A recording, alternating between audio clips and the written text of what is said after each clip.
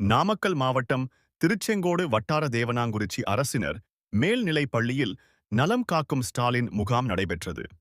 இம்முகாமை ஆதிதிராவிடர் நலத்துறை அமைச்சர் மா. மதிவேந்தன் பார்வையிட்டார். முகாமை மாவட்ட ஆட்சித்தலைவர் துர்காமூர்த்தி தலைமையில் பல துறைகள் இணைந்து நடத்தியது. நாமக்கல் மாவட்டத்தில் மொத்தம் 48 முகாம்கள் நடைபெறவுள்ளன. மருத்துவ வசதி குறைவாக உள்ள ஊரக மற்றும் நகர்ப்புற பகுதிகளில் சனிக்கிழமைகளில் காலை 9 மணி முதல் மாலை 4 மணி வரை இம்முகாம்கள் நடைபெறுகின்றன. 30ஆம் தேதி செம்மேடு, செப்டம்பர் 6ஆம் தேதி நத்துக்குழிப்பட்டி, செப்டம்பர் 13ஆம் தேதி சேங்கரை ஆகிய இடங்களில் அடுத்தடுத்த முகாம்கள் நடைபெறவுள்ள. முகாம்களில் 40 வயதிற்கு மேற்பட்டோர், நீரிழிவு, உயர் இரத்த அழுத்தம், இதய நோய், கர்ப்பிணித் தாய்மார்கள், மாற்றுத்திறனாளிகள் மற்றும் பழங்குடியினருக்கு சிறப்பு கவனம் அளிக்கப்பட்டது.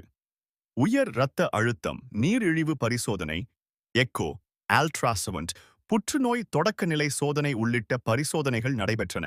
மேலும் 17 துறைகளில் நிபுணர் மருத்துவர்கள் பரிசோதனை செய்து மருந்துகளை இலவசமாக வழங்கினர். தொடர்ந்து சிகிச்சை தேவைப்படுவோருக்கு தலைமை மருத்துவமனைகளில் ஏற்பாடுகள் செய்யப்பட்டுள்ளன.